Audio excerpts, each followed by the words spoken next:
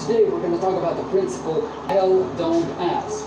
The design principle tell, don't ask.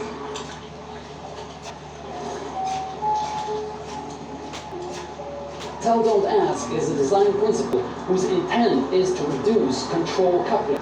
Now, what is control coupling? Control coupling is when one object is very concerned about controlling the control flow of another object. In other words, when one object is really concerned about telling another object when it's supposed to do things, when in fact that object itself could itself control when it should or should not do particular things. It's actually a very simple design principle that can have immensely positive consequences for the design of your code. So this principle is probably most easily understood by considering an example. So consider this.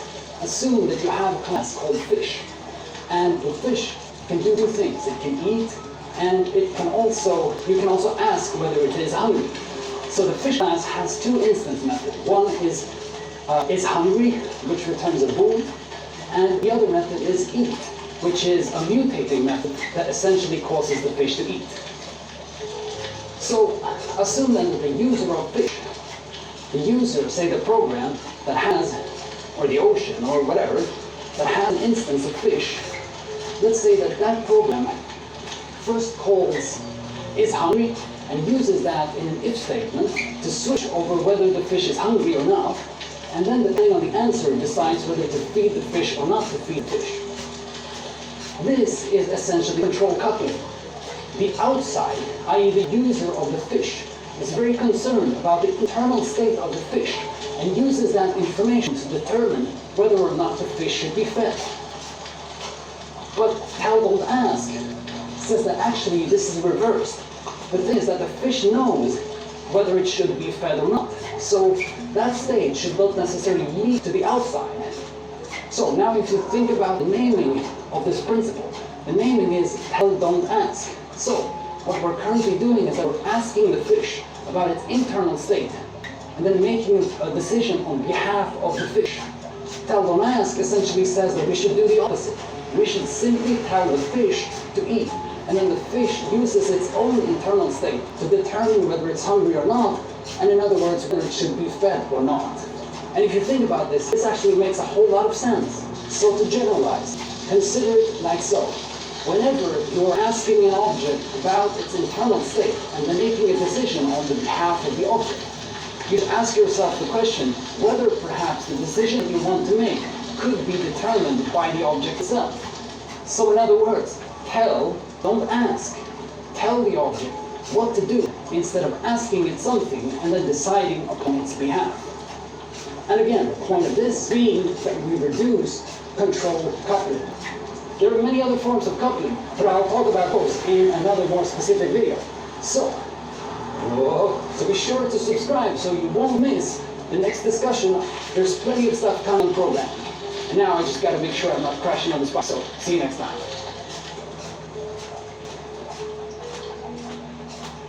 Writing and talking about code is more difficult than I thought.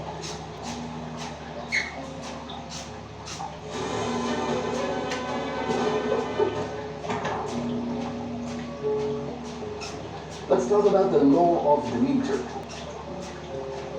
The law of the meter is a design rule that tries to help you reduce coupling in your systems.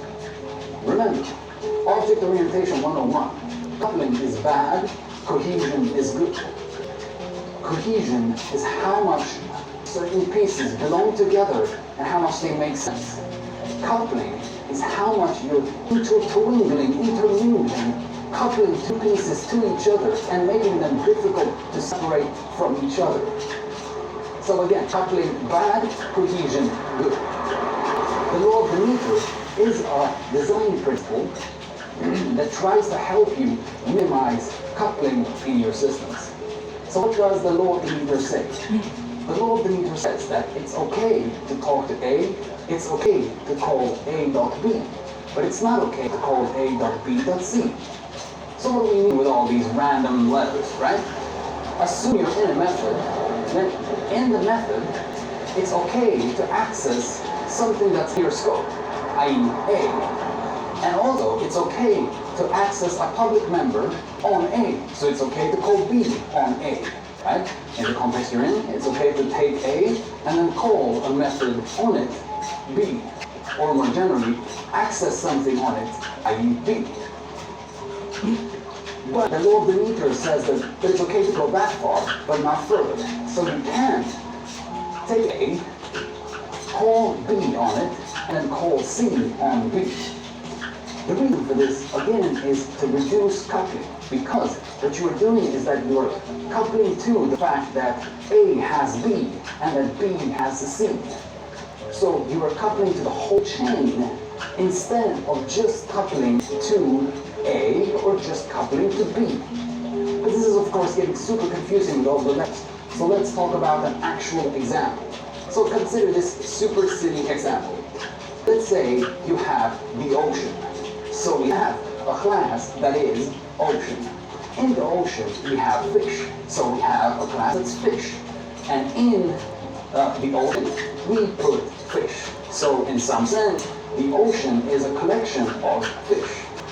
Assume then that fish, the class fish, has a method that returns a boolean that is true or false, dependent on whether the fish is hungry or not. So let's call that method is hungry. Assume now that whoever has access to the ocean, let's say the program, right? Let's think about the hierarchy again. The program has access to the ocean has access to a bunch of fish instances, and each fish has a method that returns a boolean, is called is hungry, and determines whether the fish is hungry, that particular fish is hungry or not. Assume that the requirement is this. Assume that what we want is that we want, from the program's perspective, to gather out all of the fishes that are actually hungry. So more briefly, what we want to do is that we want to access the ocean, we want to access the collection of fishes, and then we want to filter out all of the fishes that are hungry. So how would we do that? Without thinking about the law of the meter, what we would probably do is that we would say, okay, ocean, let's say we have an instance of ocean, we say ocean, dog, fish, right, in plural, as in fishes, right? And we get a collection of the fish. And then maybe we would use a filter function, right?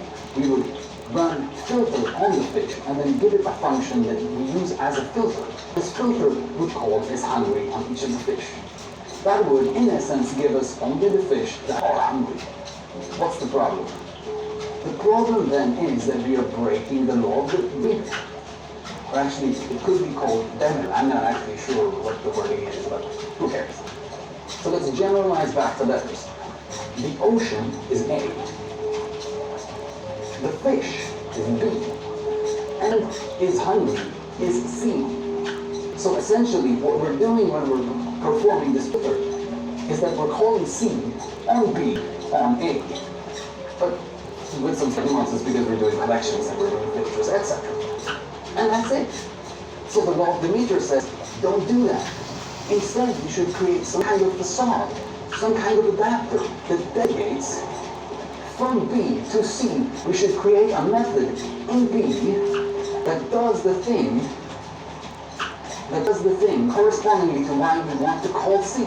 So in this particular case, what should we do instead? In this particular scenario, the idea is that we should take the ocean, in other words A, and instead of grabbing out, instead of extracting a collection of fish, we could just say, get all hungry fish, or something like this, right? Or just hungry fish, get all hungry fish.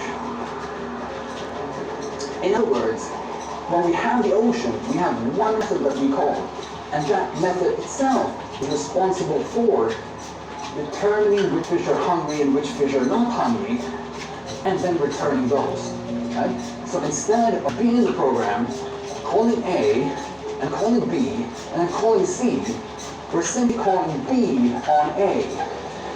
And in this case, B were not the fish, but the method get all hungry fish. So that's it. Let's wrap this up. Remember, coupling the design of one object to the design of another object is a bad idea. Coupling one object to the design of another object, which will give you another object, is even a worse idea. So coupling to chains is even a worse idea than just coupling between two objects. And to identify such coupling chains, we use the law of Vinegar to realize that we have such a coupling chain. And essentially the way we get rid of them is simply by creating, or usually by, creating a method that delegates to the thing that we want to call, instead of exposing the actual thing that we want to call. Which generally, if you think about it, is a very good idea, because of information hiding. We're hiding the details of something that the outside should not necessarily have to be carrying about. So that's it, I'll stop rambling now. The law of Vinegar, it's okay to say A, it's okay to say A dot B, but it's not okay to say A dot B dot C. If you have questions or any comments, please shoot them in the comments and I would love to discuss with you. Beyond that, be sure to subscribe because there's more of this kind always. Let's talk about programming. Tired of cold calling? Introducing Lucia, the easiest way to accurately. I want to briefly talk about tell, don't, ask.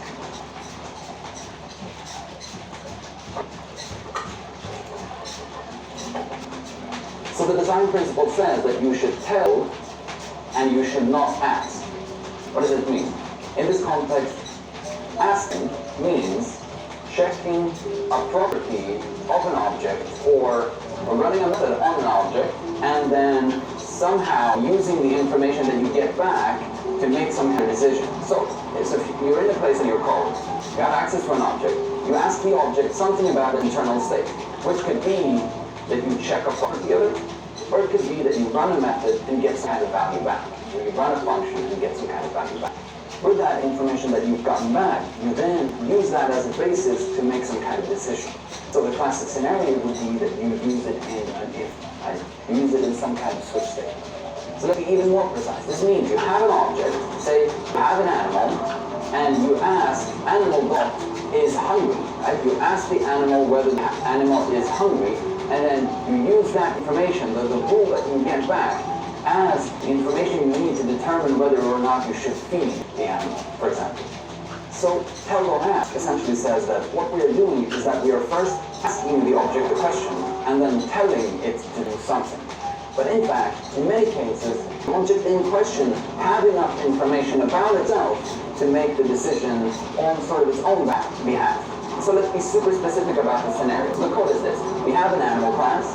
The animal class has a property, but in this case, we'll view it as a method. So it has a method that is called isHungry, and it returns a bool. So if the animal is hungry, it returns true. If the animal isn't hungry, it returns false. And also, the animal has another method called eat.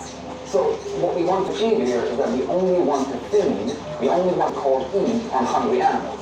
So we want to first make sure that the animal is hungry when we have an instance, and then we call eat on the animal to make sure that we're feeding a hungry animal. So again, if we would be asking and not only telling, then we would first, from the outside, create an instance of the animal object, ask the animal whether it is hungry, and then if it is hungry, feed that animal. So you might think that the scenario is kind of silly because you would go, but who would write this kind of code? But if you start to think about it, you'll be surprised about how often we sort of spontaneously come up with this kind of code. Right? We're so used to sort of introspecting objects, to asking objects about their internal state so that we can make decisions on their behalf. Of course, the don't ask principle in this case says that what we should actually do is not ask the animal about its internal state, but instead, we should tell the animal to do the thing that we would want it to do if its state is such that it can perform the action we want it to perform. So if you think about this, the preconditions of running eat in this particular scenario is that the animal is hungry, right? But to determine whether the animal actually is hungry or not, we actually only need information from the animal. We don't need any information from the outside.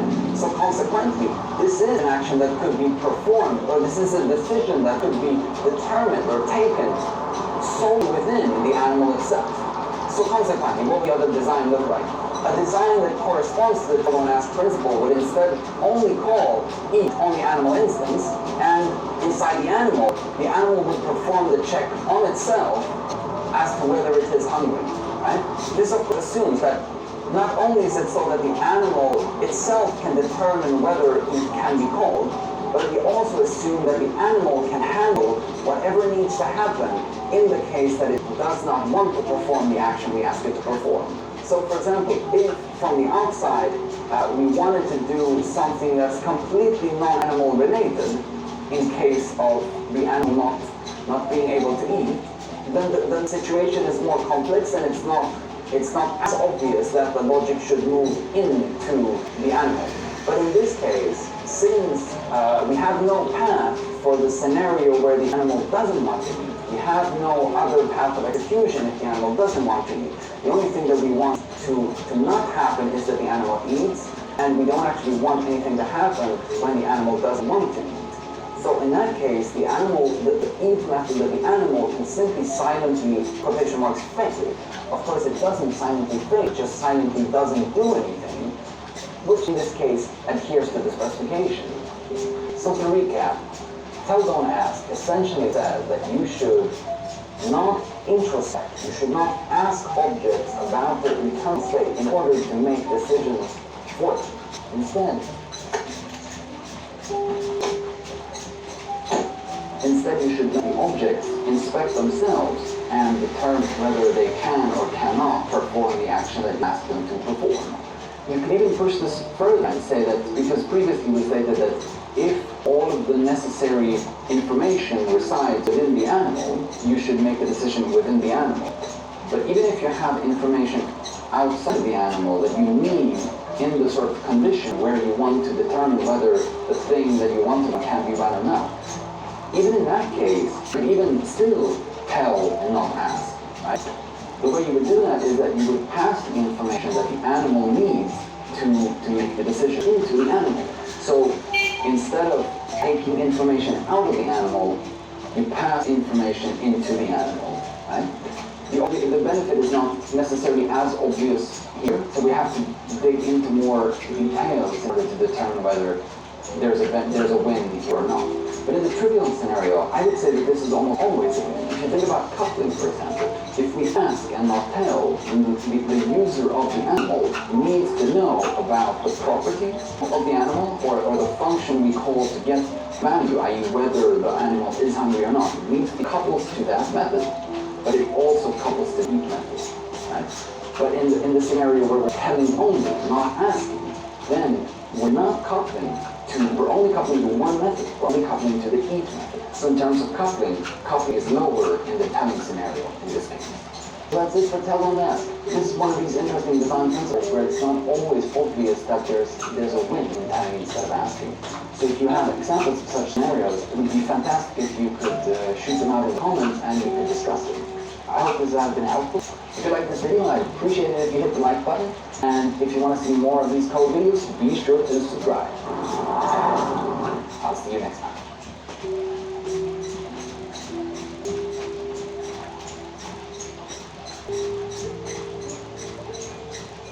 I think we're unique because now, as you can see, we are in a studio atmosphere, not in a remote atmosphere anymore.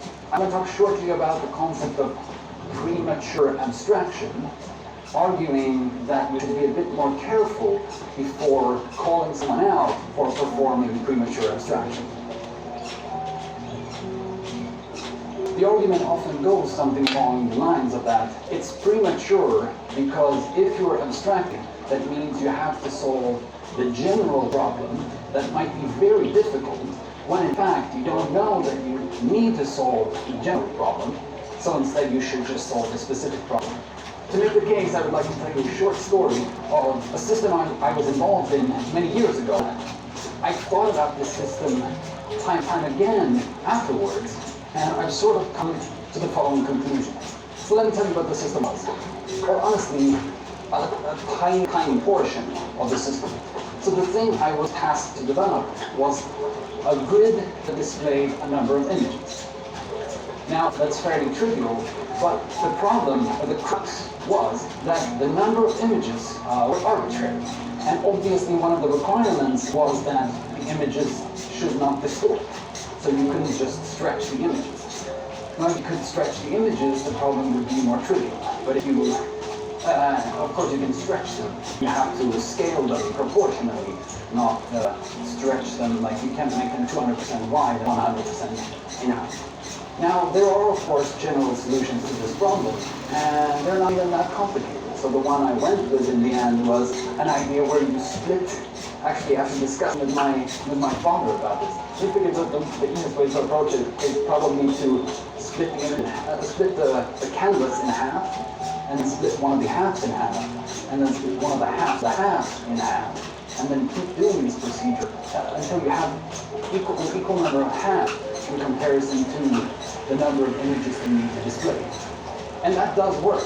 However, of course, this took a longer time than if I would have simply said that actually we need a fixed number of images, or we are okay with the fact that an extra image causes the page to scroll. Or if we decided upon whether the page would usually be viewed in landscape and portrait. I didn't mention that when I was talking about the problems before, but one of the things that makes the problem more complicated is, of course, that you also want to not have, say, 30 columns and 2 rows, right? That doesn't really display very nicely. And that, of course, depends upon the resolution of the screen you're viewing on, or rather the dimensions of the window. And let's not dwell on neither the solution nor this particular problem. The point is that there is a solution, but the solution took more time to find, or it took a longer time to find a solution that is more general than if we would have imposed some constraints on the requirements and instead solved the specific problem. So when people say that you are prematurely abstracting, a lot of the times you'll need this argument. They'll say that you are trying to solve the general problem when in fact you should be solving the specific problem. Because in reality, you ain't gonna need it, right? You're not going to need the general solution. In this particular case, it was extremely evident because I, as a developer, spent a lot of time on this particular feature, right? You know how programmers really want to solve some problems that we're facing because it's sort of intrinsically interesting in itself. I found myself in one of these situations with this problem, so I really wanted to actually solve it. So again, oftentimes the argument is that you're trying to solve a general problem when in fact you should be solving a specific problem. Now, the point I want to make now is that you don't always have to solve the general problem, but you could still be creating abstraction. So abstraction in itself does not only mean solving the general problem you might think is the general problem. It could potentially mean abstracting in such a way that you allow for yourself to change the specific implementation if your requirements change. Let me explain. So in this particular scenario, instead of trying to solve the display all images when all the pieces are moving, or let's say without making any tough decisions, instead of trying to solve that general problem, I could have solved one of the specific problems. Essentially, for example, choosing landscape or portrait, and I have an implementation for that. You could have a different implementation for overflowing when you have an extra image more than you, or when you have, and say, uneven quotation marks number of images. These are all specific solutions, and the point is that if you implement one of these specific solutions, but make sure that you abstract your code enough such that you will be able to exchange your specific solution for another specific solution. And if we're being more specific in this discussion, I should perhaps call it a specific algorithm rather than a specific solution. It's not about solving a mathematically tricky general solution. You could still solve just the specific solutions, but because you know that the specific solution might not be the right solution, might not be the solution that customer wants, or be the solution you will want in the future, then you take heed for that. You say, oh, actually, we might need a different specific solution in the future, or sorry, I should start saying algorithm. We might need a different specific algorithm in the future, so we'll create a seam in the system where it's possible to exchange one of the specific algorithms for another specific algorithm. essentially dependency injection. By the way, if you want to know more about dependency injection, I highly recommend you check out my other video on dependency injection. So, using this kind of abstraction, I would strongly argue that this is not premature at all. This is completely sensible. This is expecting that you have understood a requirement incorrectly and creating a scene in your system where you in the future will be able to exchange the one specific piece for another specific piece that may take you closer towards correctly understanding that particular requirement. I'm running out of battery, so I'll have to wrap this up. But the point is, be careful when you accuse someone of prematurely abstracting. Just because someone is abstracting does not necessarily mean that they're spending time trying to solve the general problem. They could, in fact, be creating a scene that will make it possible for you to exchange one specific algorithm for another specific algorithm in the future. Now, I would argue that performing that or creating that kind of scene is almost effectively free. Of course, it's not free, but the cost of performing it is very, very low. In comparison to, of course, the cost of solving the general problem is, of course, not low. So the criticism of solving the general problem is, of course, warranted. So those are my 5 cents. Be sure to subscribe if you want more code talks like this, and I'll see you next time. Imagine you had invested in Google, Tesla, or Bitcoin back in 2009. Here's the next big.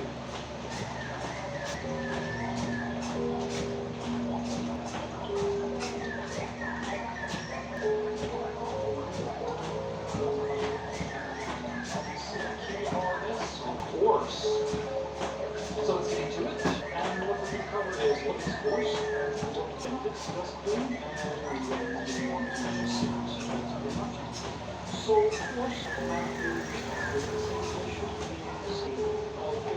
software not that common. If you don't know what this is or you've never used it before, it's not weird because it's a very specific sort of architecture that I would say needs use under very specific circumstances. Usually your phone don't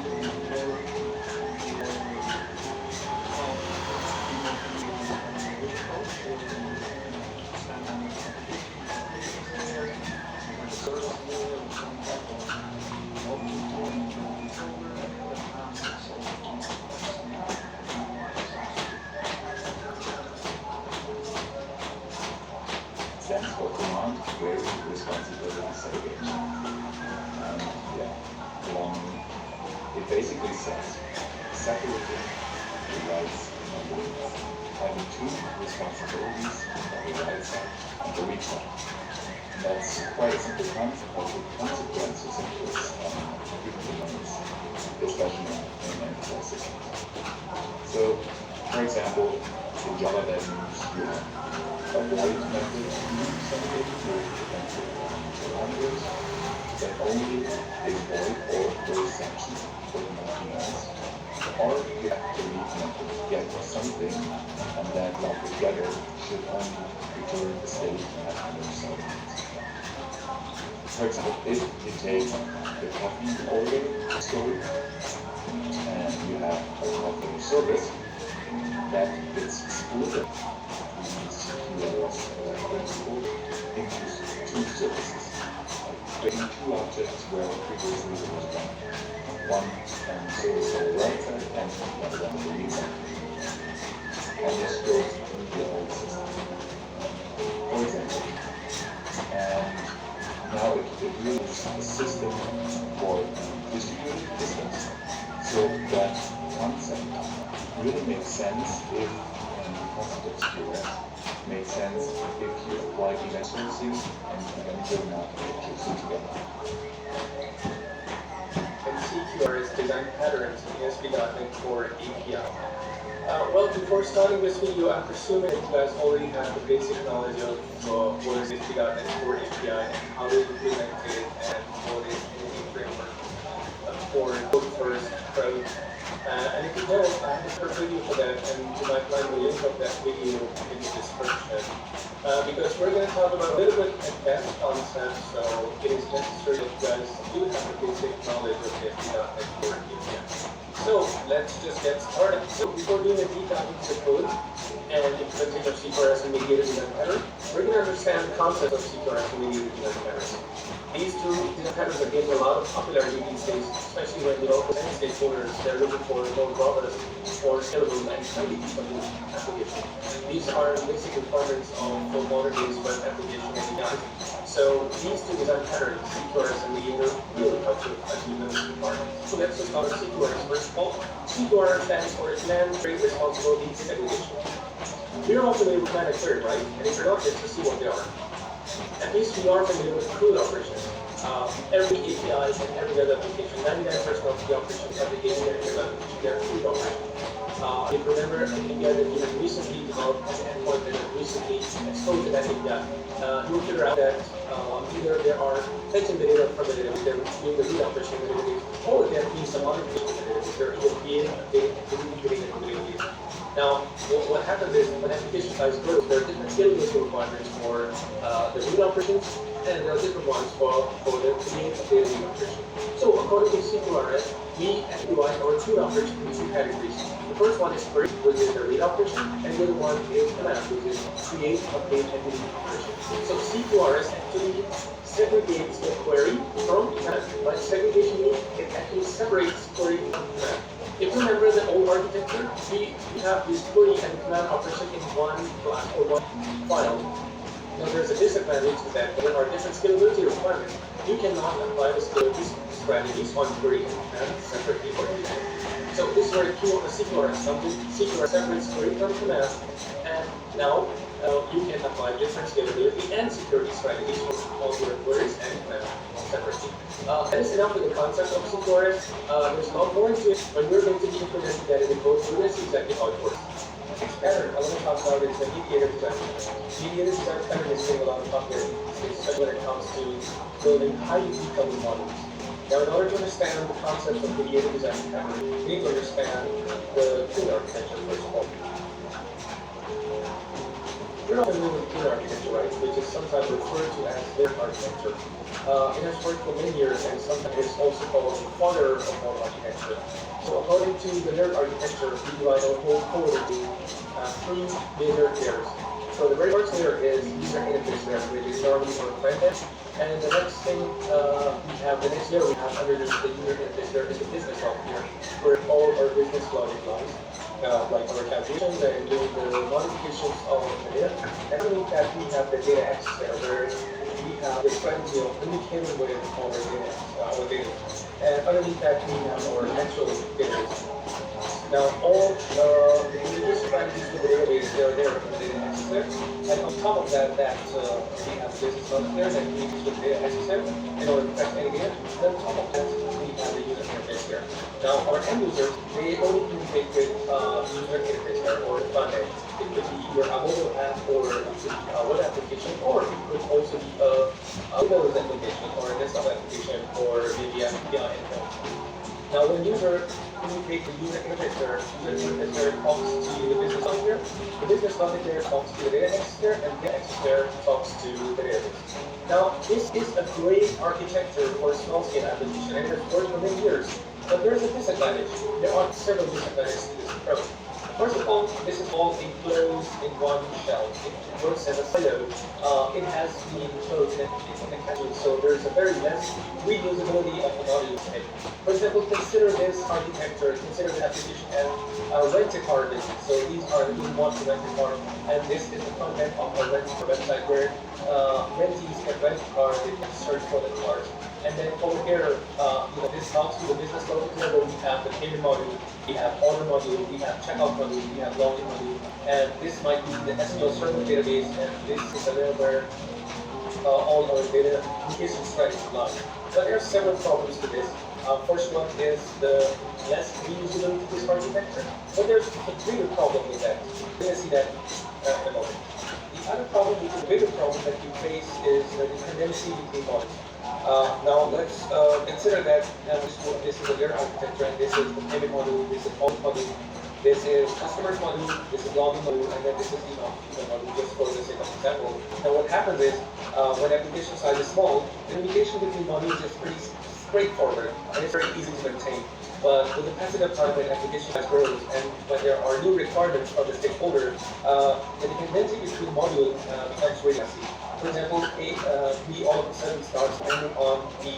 For example, in payment module, we might need the requirements of emailing, and then A module starts depending on C, and then B module starts depending on B, and then A module starts depending on B, and then this new dependency grows.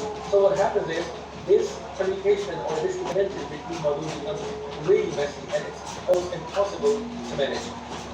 Now, it's not a very small problem. What happens is when application size grows, according to this architecture, the code base also grows, and then it's very difficult to manage, especially in DevOps. Nowadays, in DevOps, what we do is we do the automated deployment. So such an architecture where there's so many dependencies between the modules, it is quite impossible to deploy those on the DevOps. Another great problem that remains with this architecture is the reusability. Now, let's just consider that this new module, we want it to be reusable. Now, it has to have the knowledge of every module that it is deployed on. It cannot be separately from the D module. For example, this is the payment module and this is the D module. It can only be worked with this payment module. So, this is a very tightly coupled architecture when application size grows, and it's a big mess. And we want to remove the dependencies or remove the community module. So what do you do? This is where the mediator pattern comes in. So according to the mediator design pattern, there's no direct communication or direct mechanism between the modules. For example, in this particular scenario, modules don't have any knowledge of the module at all. In fact, there is a mediator. There is a central part that handles the communication or dependency between modules. Now what happens is, if module A is looking for a functionality, it doesn't have any knowledge at all which other module will offer that functionality. What it does is, it actually talks to the mediator. Now mediator has the knowledge of which module offers that functionality. So, for example, if that functionality that module A is looking for is offered by C, so what happens is mediator talks to the module C, and data is given back to B. But it should not have any knowledge of module C at all. Again, if module B is looking for some functionality, and only C is offered, B has no knowledge of module C at all. He talks to the mediator, and mediator then talks to the module C, and that functionality is provided to B. Similarly, when B is looking for a functionality that module A is offering, so it talks to the mediator, and the mediator talks to the module A, and that functionality is given back to the module B. So this is the basic concept of mediator pattern. And there's no reason when you implement the mediator pattern in the code, it's exactly how it works. But there's a very important concept. In order to implement mediator and CQRS design pattern in your code, there are certain points that you need to keep in your mind, and then we'll see that in a minute. Before implementing the CQRS and mediator design pattern, you need to consider the candidacy of CQRS design pattern for your project. Not every single project is a perfect candidate of CQRS and mediator design pattern. For example, if you have a small-scale application, an application that is not expected to grow, for example, an HR application that is going to run within the organization, and it's not going to scale at all in the future. So for that, the answer is no. You should not implement CQRS and mediator design pattern for a small-scale application. And the reason is that CQRS and mediator design pattern adds more complexity to the code. So if there's a very small application, for example, a hello world application, so why would you want to write 500 lines of code in order to support 50 lines of code? So the answer is no. But if you have a large-scale application, maybe an e-commerce website, or maybe like shopping website, or a website where people actually sign up and do something and get some services, and you're expecting that the application size will grow, and there are going to be scalability issues, and there are going to be dependency and model issues, so everything. Yes, you should definitely implement CQRS and mediator design pattern, and they're going to help you guys great deal. Let's talk about CQRS and mediator design pattern in our API. Now, if you remember in the last video, we created a basic for API with some key operation for the deploy. So, this is the API that we developed in the last video. If you didn't watch this video, please watch it now. You might find the link of that video in the description. So, in that API, we have basic code operation. For example, it will list all the employees, extend their days, like this, or you could add an employee, or you could update an employee, or you could delete an employee. So these are all basic code operations that we created in the last video. And let's just see the code. The code is built using the network API using entity framework for code first approach and use migration to insert the data. So in that, this is the solution, and in that solution we have two projects. The first one is core API, where we have our import and also our configuration file and our start file without the import. And then we have the class library called data access, where we have our context file and we have our model deploy class. Let me actually walk you through our context class. So our context class, and it has nothing to set employee. It means that in our database we have one employee, and this is our model. In our model, we only have ID, first name, and last name. In order to make it as complex as possible, we only have 3 components in our model. And then this is app setting file. In our app setting file, we have connection string, and this is the connection string of our SQL server, which is my machine. And this is our side file where we injected the dependencies for our database. So it's taking the connection from the connection and is initializing the DB context service for to be used through our application. And then this is our import controller. It is actually reflecting to all of our API endpoints that I showed you previously. So for example, this control action is our get endpoint that returns a list of all employees, and this is our ID endpoint that returns a single employee based on an ID. This is our post endpoint that creates a new employee. This is our put employee that updates an existing employee based on the ID, and this is our delete endpoint that deletes an employee from our database based on an ID. Now we can see that in that import controller, we are directly using the holistic context from our data access, which is definitely not a good approach because it's a highly coupled solution where our controller has a full knowledge of our context. The controller should not have any idea of our context.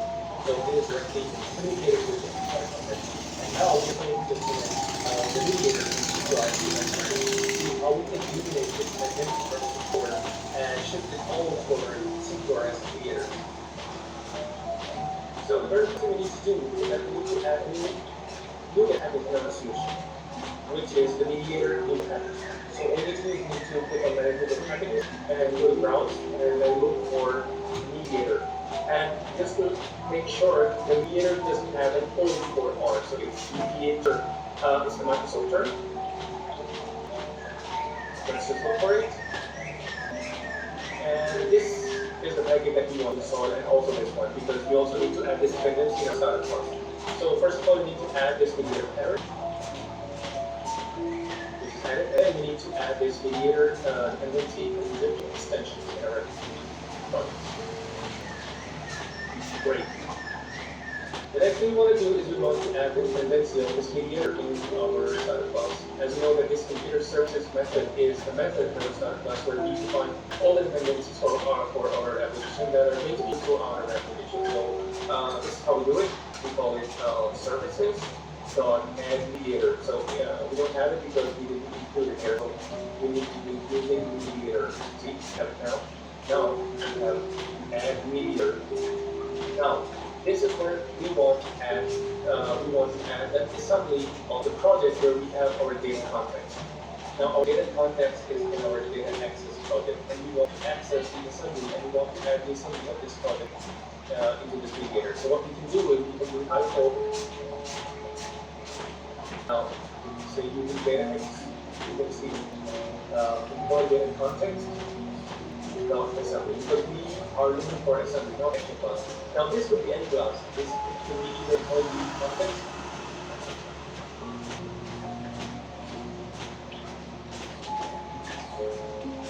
Alright, hello everyone. My name is Henry G. I'm a developer advocate at Brightbit. And the topic in this talk is cluster resourcing with CQRS implemented with some example codes in Akka and Java. So At the end of the talk, I'm going to give you a bunch of links to 6 different projects that kind of progressively build up through some, if you're new to Akka, some interesting things about Akka. I'll be telling you a little bit more about Akka during the talk. Ultimately up to a couple of projects that have a working implementation where you can run it on your laptop and multiple command windows, or run it on some containers in your favorite cloud system, and set up an Akka cluster when you're running multiple nodes. So there were some talks earlier this week that were pretty good about events over the rest. How many guys are familiar with this? Is this something new? Wow, okay, pretty good. Anybody using it in production or anything? Awesome. So I'm not going to spend a lot of time on some of the mechanics of it, just kind of a very brief introduction to event sourcing and secrets, because what I really want to do is show you some code that comes out as an example when we're doing event sourcing and doing it's called the query set. So, but in this diagram, what I'm showing is this is my version of a diagram I saw in some Microsoft documentation. And by the way, if you're looking for some decent documentation on event sourcing with CQRS, Microsoft has a ton of it. It's really surprising. But and there's a lot of really good stuff. So and they've been doing it for quite a while, so it's not new to them. We have and we have some tools that use it, and we have the documentation, but there's multiple sources. But anyways, what I'm trying to show in this diagram is that with event sourcing and CQRS is kind of there is this separation or segregation. And it kind of starts at the service level. The way to kind of think about a service is that a service is either getting commands to do something, asking the service to do something, or it's getting requests to perform some query, retrieve some information. So that's what's happening here. On the left, you've got a client that's sending in either command or request for query. If it's command, a command is an intent to do something. I want to deposit something into my bank. I want to add this item to my order. I want to remove this item from my order. Things like that. But it's a request. So these commands come in, there's very specific requests, and they go into the service, and the service basically validates the request. So say, for example, we're doing a withdrawal from a bank account. If the account has insufficient funds for that withdrawal, we would reject that request. However, if the account has sufficient funds, then the withdrawal is allowed to be performed. So that what results in that is events. Withdrawal added to withdrawal. It's a past tense. An event is something that's happened in the past. It's a historical fact. With event sourcing, it's also a mutable fact. So what we're capturing with event sourcing is just events. So part of the rationale for this is that there's a lot of reasons why I like event sourcing and CQRS. One of the big ones is performance. And that this is a very, very fast way to capture data. You have a service that's very busy, it's getting lots and lots of commands, it's very hungry, and you're not going to have high contention at the database level, which is typically where we start to make contention, things slow down. Because all we're doing is insert, and it's very simple to a very simple data set. It's just like a key value data set. Assigned result needs more events on top of it, things like that. Very, very fast. You capture these events very, very quickly. So if you get a spike in traffic, this service, this screen, it has a much higher threshold for handling load before it goes into a cloud. Now, it does come at you might consider it a cost, but I think I like to think it more optimistically as an advantage in that I now have a service that can capture these events very, very quickly. But that's for the right side. So we're just writing events into this event. On what's called the read side, you have another data store where you're using persistent data that's optimized for queries. So this is what I'm showing in the diagram on the left, where these events are being communicated to the read side. Pick the word communicated because it's not necessarily being pushed. And I'll get into that in a bit. But in any case, the query side, the read side is your favorite data. So it could very well be relational data. So it could be found on the right side for events, and maybe MySQL or Postgres or queries. Now, but there is this kind of a potential consistency gap between them, right? Because we have two different databases. So we don't have a transaction that's pairing these two things. So we have one transaction where events are going into the event log. That's done. And now we've got to guarantee that these events are going to be handled by the read side. So there are ways to do that where you get at least one messaging delivery version. I'll be showing you that in the code. But the other thing, though, is that this is kind of addressing the trade-off that we've been dealing with for a long time. This is another advantage I really like of this in the CTS, is like the traditional databases, we're always kind of balancing tuning database for write to read. You add read, you add indexes to optimize read, but it comes at the cost of writes. So you can't add tune the indexes before the writes slow down. So you gotta do different server goes out to indexes. Things like that. Here, since it's separated, it's like the query database is probably denormalized and it's very optimized for query. That's it. The only thing we have to worry about is events going into it. Otherwise, it's read only. The only write operations are eventually streaming in from the write stuff to the read. But then that read side is, again, it's very optimized for the queries with the service provider. Right? So the service is a well-defined set of queries that it's providing. Because another thing with microservices as well is that there's no backdoor ways in the data. If you're really doing microservices the way it's intended to be done, the only way you get to the data is through the service data. No backdoor. If you're on a team that owns that microservice, you know what the schema looks like, but nobody else knows what that schema is. That's the goal. Doesn't always happen, but that's the goal. So when you do those kinds of things, now you have this option where you have very optimal data stores for your queries and very optimal data stores for your events. So just as a quick example, there's still a concept of like my bank account, what's my current balance. There's still a concept of my order, what's the current state of my order. But it's really kind of this aggregation of all the events.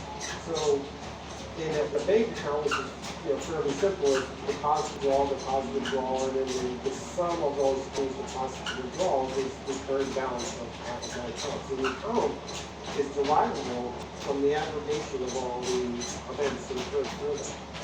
Now, as an optimization, there's a mechanism called snapshot, where occasionally you can save the state of the entity. Because what happens is that when you want to recover the state of the entity, you don't have to, if you have a bank account with a very long history, you can have thousands of events. You don't have to spin through all those events to recover its state. So the idea is that occasionally you snapshot the state of the entity, so that the recovery would be, give me the last snapshot, and any events that happen after that last snapshot. You might recover your entity state, like bank account state, or the order state. The other thing I think is really interesting, especially now that we're getting into this day and age of we want data, we want analyze data, we want to feed data into our analytics systems. That's going to be big. That with event logs, you're not throwing away data. So, for example, say you're building an order and you're adding an item to the order, you update the quantity of the order, then you change the quantity from 1 to 5, and then you change the quantity back to 3. Maybe you remove some items. In a traditional system, typically we would just have the end result. How many items are in the order, what are the counts, that kind of information. When you have an event log, you end up with all the history. And things like, the term I've heard is metadata. So negative data, things like removed an item. But typically that would just be some maybe update or delete that we would do in a traditional database kind of application here without a history. Well, the data scientists are getting hungry for that kind of data. And this is kind of another dose for this kind of approach. So what's clustered event sorting in C2S? Well, this is kind of an Akka thing. How many of you guys are familiar with Akka? Okay. Akka is why I work at Lightbed. I came across Akka in a Coursera class, and it was love at first sight. I love the program, I love the challenge of programming. And Akka is an actor system, so you're writing actors. It's a really different way. It's not hard, but it's a different way of architecting and implementing a system. And I fell in love with it. It was just, once I kind of wrapped my head around it and broken it around and got into it, it was like, I can't believe I can do this. And things like this, where you can write an application or a service that's not constrained to a single API. You can have a collection of APIs running in a cluster. Each agent could be running in a different container, on a different server, those types of things. It runs on the network, but it behaves from a programming standpoint as a single big machine. And that's what an Akka cluster is. So the example I'm showing here is that I've got 4 nodes, 4 JVMs running 4 different machines, 4 different containers that are talking to each other over the network and creating actors in that environment. And these actors are being distributed across the cluster. So in the case of event sourcing at C2S, the main player, the main actors are what are called entity actors. So every entity that's currently getting commands has an actor representing that entity. So it's somewhere in the cluster. And there's no complicated message routing to these actors. As a developer, we don't have to be involved with that. It's simply taken care of for us by Akka itself. It's really good set up. And we're just kind of focused on, well, I write the code for me. I don't worry about all this forming, having to do this distribution and everything like that. That's being taken care of. If you're doing it.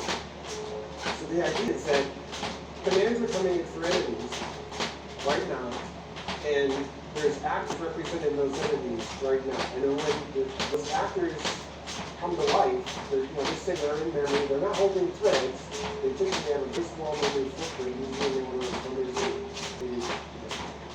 or so bytes, it's not a large footprint. And when those actors stop getting commands, they get bored and shut themselves down. So the idea is that one is kind of acts like there's only the actors that are in memory that are in play. Once they're not in play anymore, they go away. So if more commands come in, more actors get created. But the cool thing here, and this is one of the big payoffs, is that say one of the nodes goes down. Right? Again, a whole bunch of actors in there. In fact, typically JVMs scale to the level of millions of actors per JVM. Right? So say we lose a node, we had lots of actors on that node. Well, there's the philosophy of let it crash. I don't care, because these actors will be restarted as needed on other nodes in the cluster. And the sample project that I'm giving you have these things built into it. So just as a quick aside, I know a lot of us are doing microservices, or microservices have been hot for a few years now, and I'm working with some customers right now that are doing it. I'm one of them, people are doing it. And it seems like there's a variety of implementations. And the point I'm trying to make here is to not just look at the code, but often the goal is to see what the data. Because the big objective with this new philosophy for data systems is loose coupling, independence. Each service is independent from the other. And to get that real independence, we have independence from not only the code, but the data itself. So that's what I'm trying to show here. That, you know, on the left-hand column, I'm starting out with monolith, big up the code, big database. Very common pattern is you break up the code, you start having microservices, but you haven't broken up the database. This is really, really common. Because it's so hard, it's easy to break up code, it's relatively easy. But then you start talking to database guys, and I used to look at company like data architects and things like that, and they're on it. They're not breaking up this thing. You can forget that. That's fine. At least you can break up the code. But if you can push it and you get to the point where the service owns the schema, then you're starting to get in business, right? Now you have independence. Your team is responsible for your schema. Nobody else uses your schema. All these services is your job. That's the goal. That's the result. Taking a step further in the fourth column, you move from, say, a single database on your microservice to event sources and CQS.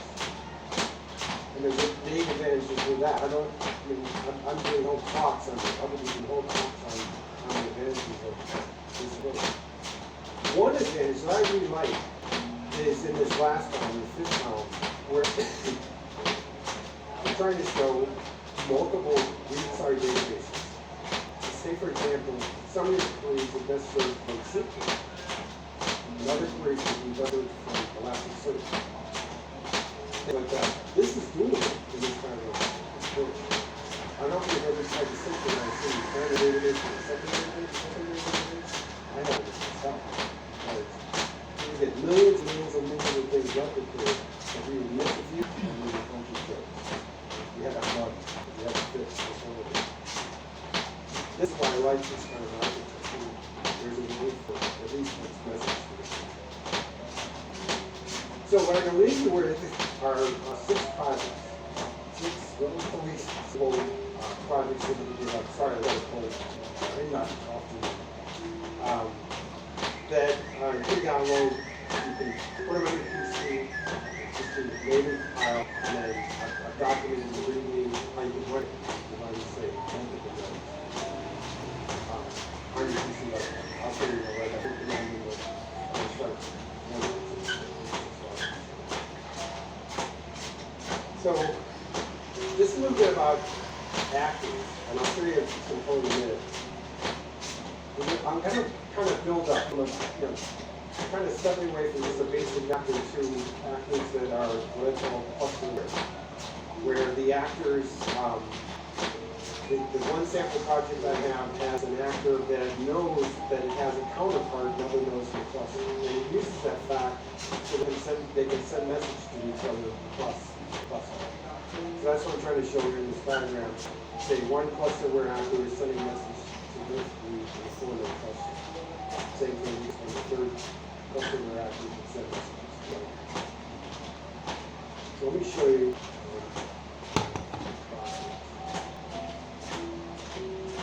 So this is the Java code for Mac. It's pretty straightforward. Here all I'm doing is extending a base class, this abstract logging action. And there's really only one method that I have to implement. And it's just a great procedure. So what I'm defining here is the way that this actor will handle incoming messages. Now, Okta is responsible for getting messages to me. And it's things like one actor sends a message to another actor, and it's over the network. Okta serializes the message, which is just a Java object, sends it over the wire, gets it on the other side, deserializes it, and then sends that message to the actor. We don't have to write any of that code. That's all done. All we're working on is defining how to receive and handle incoming messages. So this actor is quite simple in that it's defined to handle incoming types of messages. One's called tick, it's just a string. The string is, I'm kind of cheating here, typically is an object.